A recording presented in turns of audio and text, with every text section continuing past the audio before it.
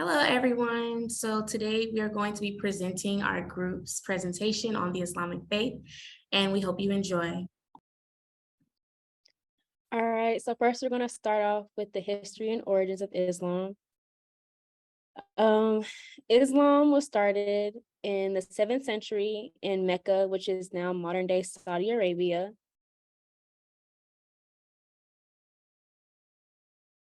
And it was started by a man named Muhammad. Muhammad is what was referred to as the prophet, and he lived from 570 to 632 CE.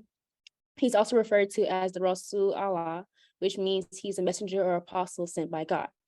As a young boy, he was raised by his uncle Abu Talib as an orphan. But when he got older and once he married and had a family, he lived in Mecca with his wife Khadijah. In 610 CE, his first word was revealed to him while he was on a spiritual retreat in a cave, and it was revealed to him by the angel Gabriel, which they referred to him as a Holy Spirit. The first word was Iqra, which translates to read or recite. Disturbed by it, he ran to his wife, and basically she consoled him and became one of the greatest reasons that kind of helped prepare him to understand his role as a prophet. And for the next 23 years, he would receive revelations. Some of the holy cities during this time were Mecca, Jerusalem, and Medina. Mecca, like I said before, is where he grew up. He kind of had religious significance before the Quran was even revealed, because it was a site for pilgrimage in a big trade center. It was established by Abraham, Hajar, and Ishmael, who all have biblical counterparts. In the Mecca, there was the Kaaba, which is the shrine for worshiping God. And the Mecca was also ruled by the Quraysh, which was Muhammad's tribe. Jerusalem has significance in both the life of Jesus and the Jews. Muslims would face Jerusalem for daily prayers. And Jerusalem was also very important because it was a site of Muhammad's night journey, where he went from Mecca to the farthest mosque, which was located in Jerusalem. And it's said that along that journey, he met Abraham, Moses, and Jesus.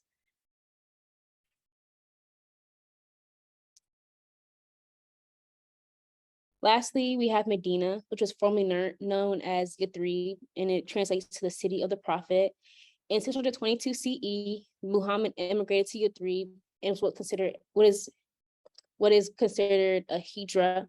It was so monumental that it inspired the hijra calendar that is still used by Muslims today. At the Medina, which made it so significant, is that while there, Muhammad applied Quranic values to create a just social order. Some conflict that arose during Muhammad's life as a result of him receiving revelations was the growth of the Ummah. So the Ummah was basically the people, you can say early Muslims, so those who believed Muhammad's revelations were true. So the Ummah, as they grew, they're in the Quraysh tribe. The Quraysh kind of profited from the pilgrimage and of those who worship idols, but since the Quran kind of condemned idols, it kind of decreased their trade and profit. So the Ummah were kind of boycotted, didn't really work. But then it kind of got a little worse to where opponents kind of started murdering Muslims. So they became martyrs, and even slaves were tortured by their owners for worshiping Islam. Sorry. After Muhammad's death, there was a problem of successors to the prophet, because who's going to lead the Ummah? Nobody knew. A council decided to elect a man named Uthman, but some Muslims wanted Ali. As you can see, that created some great rifts within the Muslim community. Ali's partisans were called Shia, and the rest of the Ummah kind of was like, they wasn't really messing with it. Basically, once Uthman spent 12 years in reign, he was assassinated. And then Ali, the next in line, also assassinated. So kind of the discord never really resolved itself, you could kind of say. So it kind of led to a distinct and kind of, I would say, breakage with the Muslim community, which kind of resulted in the Shiite and Sunni sects of Islam that still exists today. So now we're going to get to the Quran, which is kind of the holy book of Islam. The Quran literally translates to recitations, and it comes from the same root word as Iqra does. And basically what this means is that the Quran is a collection of recitations which are regarded as the actual words of God. The Quran is also a very oral text. It's meant to be read out loud. It has more than 6,000 verses, and those 6,000 verses are categorized into 114 surahs. Those surahs can be either Meccan or Medinan, which kind of refers to when, but either before or after Muhammad took his trip to Medina. Each surah starts with the basmala, which is in the name of God, the compassionate and the caring. It's just a way that they invoke God's blessing between before prayer or reading. It shares some characters of the Bible, such as Eve, Cain, Joseph, Abraham, Moses. The Quran was revealed during the Jahiliyyah period. This is the period, of course, kind of before the Quran was kind of revealed. So they kind of refer to it as a period of ignorance because no one really knew God. So the religious history is that God sent multiple prophets to remind humanity of God. So, you know, in Christianity, Jesus is kind of like our savior, but in Islam, Jesus is basically just a prophet. So Moses brought the Torah, David was a prophet for the Psalms, and the Gospels came from the prophet Jesus. True knowledge in the Quran is regarded as remembering God and God's path. They spend a lot of emphasis on remembering God, and it focuses on the unicity of God and the call for humanity to live justly. Similar to the Bible, context is very important to understanding the interpretations of various verses, since verses were revealed for different occasions in response to different situations. Like I said before, context. So these are just some of the texts that kind of be used to like create that background needed to understand these verses. So the Hadith, there's a Sirah, the Tafsir, and genealogical and biographical dictionaries.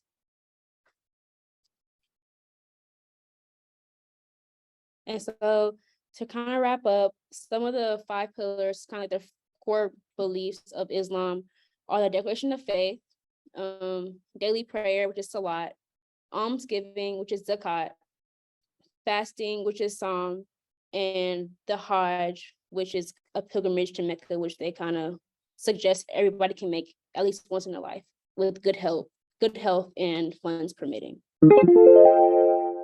So first question we got, true or false? Hijra was the first word revealed to Muhammad.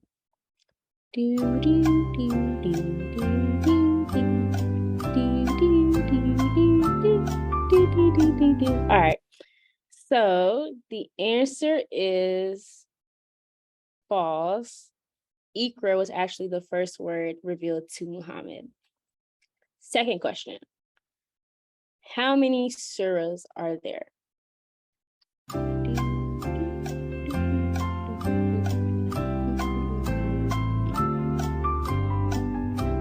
All right, so the correct answer was D, 114 surahs, 6,000 verses.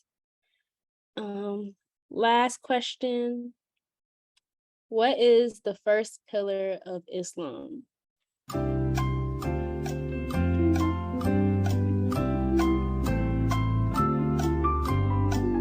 Okay, so the answer is A, declaration of faith. All right. So now we're going to talk about the disconnect between Christianity and Islam. So before you talk about their actual disconnect, you're going to talk about their text, which the Quran comes from one source, which is Muhammad. It's not a chronological or linear order. It's read aloud, and there's only one true God. Jesus is just a prophet and not an embodiment of God, regarded as the actual word of God. And there's little um narration going on inside of it. But in the Bible, um it's written from different eras and different languages, and it's read silently amongst Christians themselves, and they believe in the Holy Trinity, which is the Father, the Son, and the Holy Spirit. From the Christian point of view, Jesus is the last prophet, and the Bible is interpreted many different ways, and Christians see Islam as a false religion, just because it rejects the idea of the Holy Trinity, the divinity of Christ, and the crucifixion and resurrection of Christ. And then the Islamic view is that Muhammad is the last prophet. The Bible is corrupt just because man wrote it and it's been interpreted so many different ways. And then Jesus didn't resurrect. He only died on the crucifix, and God ascended him to heaven from that point, not him re-resurrecting. Okay, so now we're gonna take a quick break and do a little trivia. So what ethnicity makes up the biggest percentage of people a part of the Islamic faith here in the United States? I'm just playing, I can't sing, so we're not gonna do all of that. All right, so the answer is Black and African American people. So I'm gonna be talking about the mosque sermon review. So a little field information about the church we watched our video from. This is the Long Beach Islamic Center, and it is located in Signal Hall, California. This building opened in 2015, and it hosts Jummah's Fridays sermons. Jummah correlates to Friday. This is the day that is highly revered as a day for a communal gathering to worship Allah. And the service we watched specifically is titled Long Beach Mosque Friday Prayer. And this service was recorded on April 26, 2019. On the screen, you will see the top image is the actual representation of the outside of the building. And then the bottom right is the representation of the interior. So starting with our analysis, we're gonna start from the sociological perspective. So number one, men and women were separated during the service. Women sat in the back and men sat in the front. I included a picture right here in the PowerPoint so that you can get a visual representation of what this looked like. There were no chairs for seating visual to the camera view. So everyone either knelt on the ground or stood up. And people truly came as they were. I thought that this was something very interesting. And the group as well, this is something that stood out to us. It was a man who came in his work vest. And everyone wore modest clothing. So the clothes that they did have on, no shoulders were exposed, no thighs were exposed, their entire legs. And for the majority, the arms were covered as well.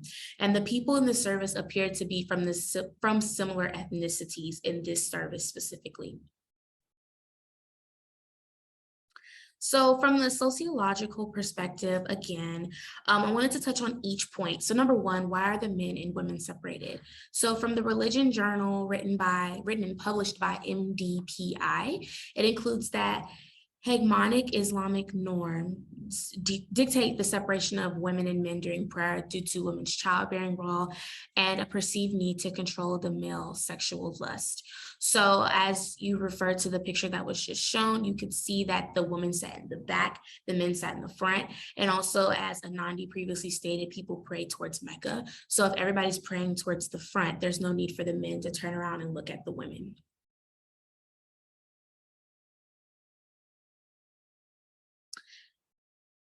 So going into the ethnic demographic, so even though in the service specifically that we attended virtually, it was comprised of mostly Middle Eastern individuals. However, according to a pie chart that is demonstrated or included on the screen, we see that 28% of the Islamic faith here in the United States is comprised of Black or African American individuals. Then 23% is Asian, Chinese, Japanese, 19% is white, 14% is Arab, 8% is Hispanic, and it just continues to go down. So this just goes to show that people part of the Islamic faith are from all nationalities. So going on to the practical perspective, our service and analyzation from the practical point of view, the worship service was informal, but it still was structured. So just follow along with me. So number one, at the beginning, so during the call to prayer, people were still walking in while the singing was taking place. And then there are people who were standing up and some people were also sitting down. So at this point, also the Imam took a break during his sermon to initiate a prayer. And during the closing prayers, the members gathered and stood almost like shoulder to shoulder to pray and go through their flow of the motions of prayer. And the floor mats took place instead of chairs as well. So the commencement of service, so this is the flow of the service. We had the call to prayer first by Muhammad al-Rawi. Some people knelt and some people stood. The Imam, which is what translates to minister, began speaking and the crowd then knelt or sat down. We had the scripture reading from the Quran, the sermon opening by the Imam, a prayer break also conducted by the Imam, the sermon closing, group prayer where everyone stood side by side, and then the dismissal. So there were three main sermon points. Number one, continuously remember the presence of Allah. Number two, facing persecution as a part of the Islamic faith. And then number three, the political climate surrounding Islam. So first, starting with continuously remembering Allah's presence. The Imam instructs the crowd to fear Allah, be conscious of Allah, and remember Allah. So what stuck out to us the most is that he's speaking specifically about Allah's his omniscience, his omnipotence, and his omnipresence, which means he's always present, he's always watching, he's all powerful, he's all knowing. And it is crucial to refresh the Iman to align oneself with the mission. Iman is their traditional word, which directly translates to one's faith or belief. And he specifically states to fear the creator and not the creation. So then moving on to the second point, facing persecution. The Imam reminds the congregation that Muslims will always face persecution of their faith due to numerous reasons. But in spite of this, he still encourages everyone to turn pessimism into optimism and optimism into activism. And through this, they will continue to practice the dawah, which is spreading the Islamic faith. So as in Christianity referred to it as spreading the good news, they refer to it as practicing the dawah. And he says that if you're able to save the life of one individual, it is as if you saved the entire community.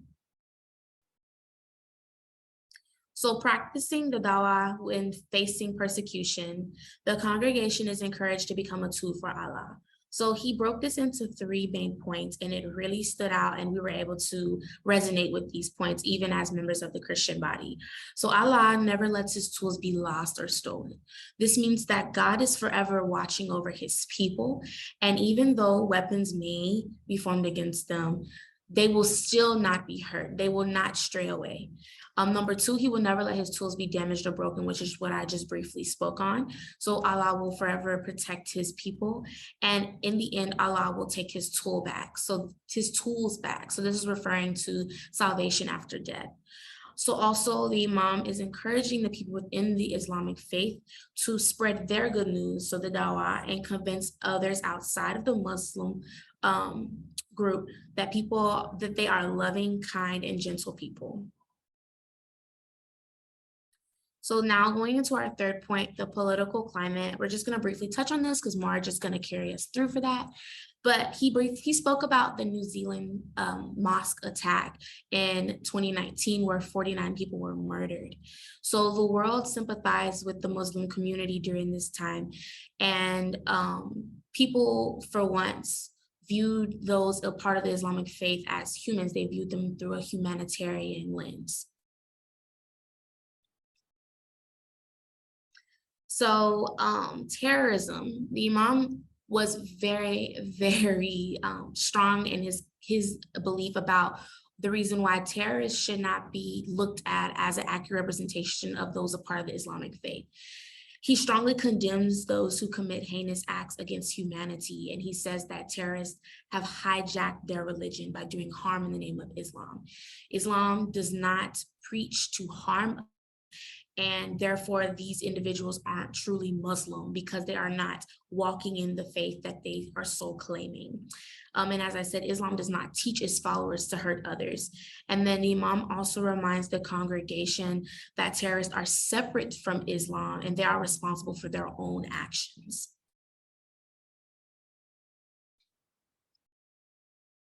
So Islam in the United States, the specific political climate that we have going on right now, he states that racists and bigots believe that multicultural societies cannot coexist. So what Imam is really talking about at this point is he's talking about how white nationalism is strong and it has never truly died down, and it is an active contributor to the Dawa's oppression. So those who are trying to spread the Dawa are having a hard time a lot because the nationalists only want one group to reign supreme. And here in the United States, those are Christian individuals. They want Christianity to be the sole religion and to reign supreme in this nation. And this has led to the division of the people in the United States. But what the Imam is really encouraging the people and reminding them is the fact that people are indeed able to live in peace and coexist and be a productive society. And he ties this in by using a real world example by saying, would you rather go to a backyard filled with white flowers or a backyard filled with flowers of various colors? So if you keep that in mind, you can see what he's talking about. So we're also gonna go and talk about Allah's justness and faith alignment. This was after the prayer break. And he spoke about Judgment Day and Ramadan. So during Judgment Day, Allah will condemn those who have persecuted Muslims. And this includes white nationalists that are suppressing the dua and terrorists that are exploiting the Islamic faith. And he also ends this by saying the righteous will prevail. And also when we refer back to what he said about spreading the dawah and becoming a tool for Allah, that Allah will always come back for his people. So the righteous will prevail in this sense. And then he goes over to speaking about the Ramadan, since the Ramadan was relatively close to the time that the service was recorded. He stated that the Ramadan was a time to reclaim your iman, which is your faith and religion, as stated earlier. And Islam will empower you to claim your faith, and it is a time of purification to get closer to Allah. And in hopes of practicing all of these things, the Muslims will be elevated spiritually, physically, and mentally during Ramadan. So his closing sermon comments. The Imam really said something that stuck out as he was really preaching the whole time, but he was closing it out and he said that whatever is in the heavens and on earth and in between them are constant praises of the one true God, which means that he spoke about anything from cells to the wind to human body movements, even those who are not a part of the faith. Everything in motion is inevitably worshiping Allah because everything is created by Allah. The congregation is then encouraged to be involved in the community to spread the dawah. And he also states that Islam needs to establish a larger presence in the political world and also in the religious world here in the United States. We're gonna transition right in Islam of today. So when we watched the initial sermon, the Imam mentioned a lot of present day struggles of the Islamic people that I'm going to expand a little bit in the next following slides.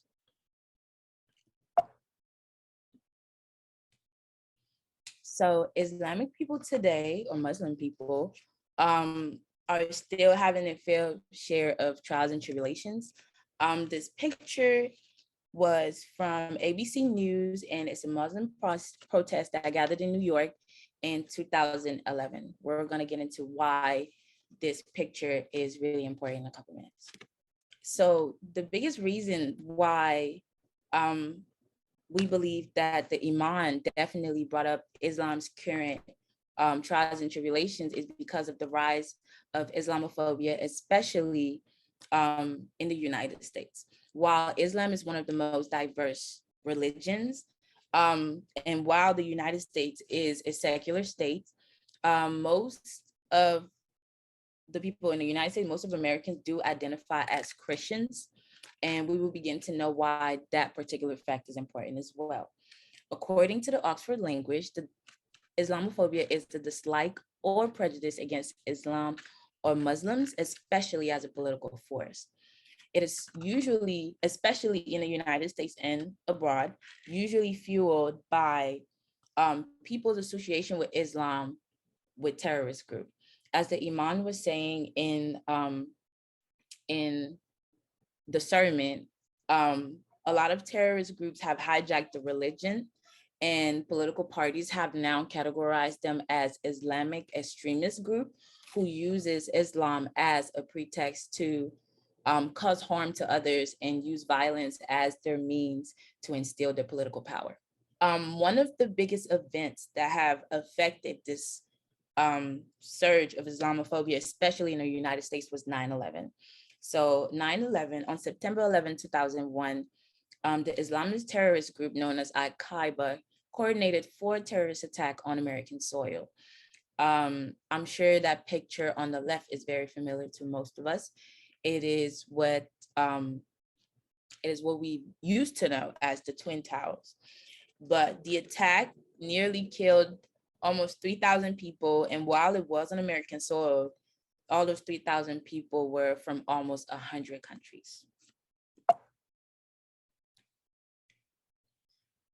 Something else that may have contributed greatly to the surge of Islamophobia in the United States might also be contributed to the Trump organization, especially during President Trump's presidency. He passed an executive order banning Iran, Iraq, Liberia, Somalia, Sudan, Syria, and Yemen from traveling to the United States. While this administration tried multiple times to deny the allegations that this was an anti-Muslim ban, quotes like the ones on the right from March 22nd, 2016, support that it is in fact a Muslim ban. And in addition to that, the official religion or the majority religion in those countries is in fact Islam. This is a visual representation of all of those effects. So we can see that around before 2001, before 9/11, the anti-Muslim hate crimes in the United States were very low. In 2001, they more than increased by more than 500%, as you can see as a visual representation. And as you can see, as we get closer to 2016, when President Trump, or former President Trump, announced his presidency, those numbers surge even higher.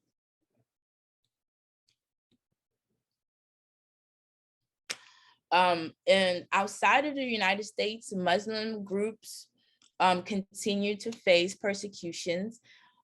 These are 2 examples of Muslim groups in other ethnicities and in other ethnic groups that are experiencing persecutions. The Uyghur group is a minority ethnic group that live in Xinjiang, and they're experiencing persecutions as we speak. The first time I've ever heard about the Uyghur group, I was in 10th grade reading a history lesson. So I was exposed to Muslim persecution abroad very early. It is a common misconception that that Islam is only practiced in the Middle East. So another example of Islam persecution outside of the United States is the Rohingya ethnic group, which is an ethnic Muslim minority in Myanmar, and they have fled persecutions as well. And countries such as Bangladesh continue to have struggles with Buddhism being the majority religion. So how does one fight Islamophobia? So the first way that Iman definitely preached was to what Christians like to say, spread the good news. It is a duty of all followers of Islam to spread the good news and the positivity about Islam, especially now that it has been indeed hijacked by terrorists. It is now more important than ever, especially when the hijacking affects people's social life and affect a lot of political assets and political moves that can happen for an entire group of people.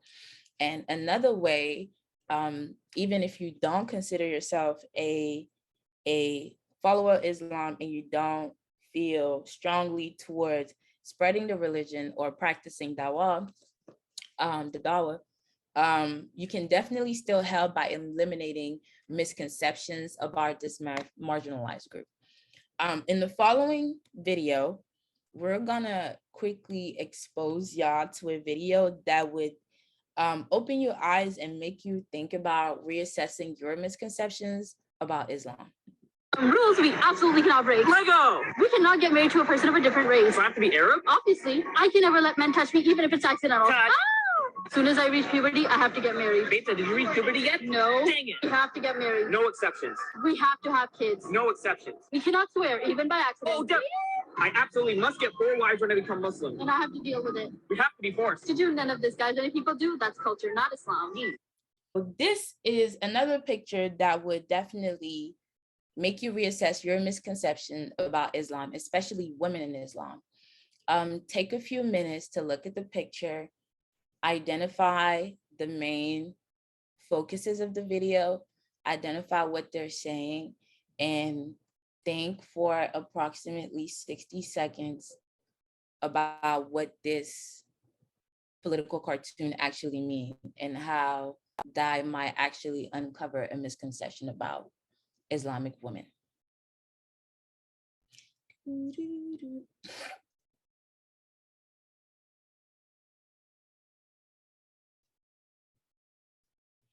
Alrighty, assuming you guys had time to look at the picture and think it over, we're gonna do an analysis out loud. So on the left of the screen, you can see a woman who appeared to be blonde, wearing a bikini and wearing sunglasses, as if she's going to the beach.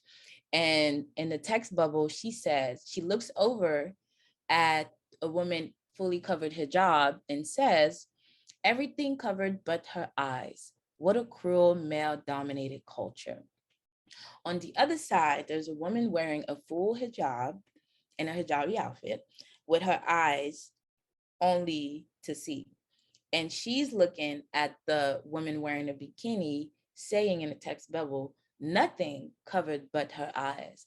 What a cruel man-dominated culture." This political cartoon account and attests for the different misconceptions religions must have on from the outside view, and how those misconceptions can later lead to different social views on religion and women especially. To further address these misconceptions, we're going to play a game called Culture or Quran regarding women in Islam. So the next following slides, we're going to ask you guys questions, and feel free to shout in the classroom whether you believe this is something that is done culturally as something that is believed to be cultural, or something that is actually supported by the Quran. And Russell is going to aid me with reading some of these questions. All right. Women are not allowed to drive. Is that culture or Quran? We'll give you guys approximately 20 seconds to talk it out and figure it out.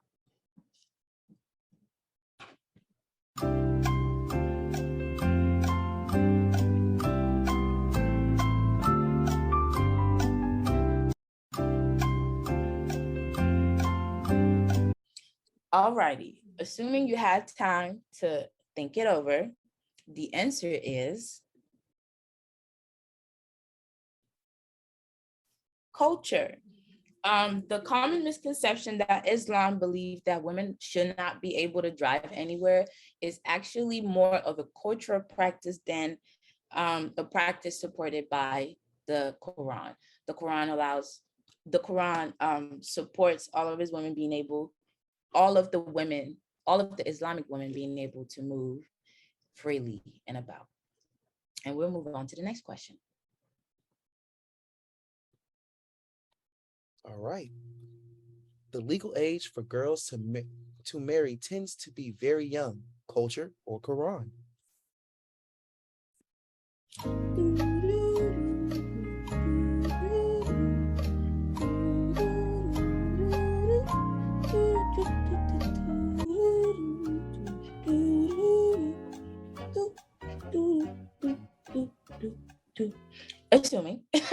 that you guys had enough time to think it over, we're going to show what the answer actually is. The answer is culture. The Quran does not support the marriage, does not explicitly support the marriage of girls at a young age. It supports the marriage of girls at an agreeable age, meaning that the Quran supports marriage at consent, not necessarily at a young age. So the cultural practice of girls getting younger at a young age is not something that the Quran supports, even though some Muslim countries do marry the young girls. Next question.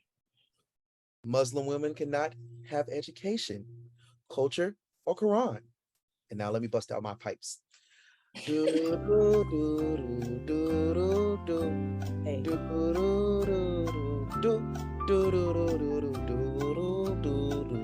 All right. Now, assuming you had the right appropriate amount of time, the answer is culture. Culture indeed. One of the most current, or at least the most prominent example that I can use this is the story of Malala. Malala was a young woman that was escaping the country that she was from because women in that particular country were not allowed to have education. Malala fought for her educational rights and the educational rights of other young girls, and was even offered a Nobel Peace Prize. While she was fighting this issue, she was not fighting an Muslim or Islamic issue. She was fighting a cultural issue. Next question. Polygamy is strongly recommended and women are forced into it. Culture or Quran? Can I bust out my pipes for this one? Oh, Go you sure ahead. can. Do, do, do, do, do, do, Hey. do, do, do, do, do, do, do, do. Okay, I think they got this one. I think so too. The answer is culture. Are you shocked yet? Polygamy is not actually strongly recommended by the Quran. The Quran supports polygamy that in which the man in charge is actually able to take an equal amount of care of his wife if he chooses to have many. Meaning that the Quran does not support a lot of uneven distribution in the relationship. If a man is not able to provide for his wife evenly, then the Quran definitely is against polygamy for those who do not follow that rule. And we'll move on to, I believe, our last question. All right.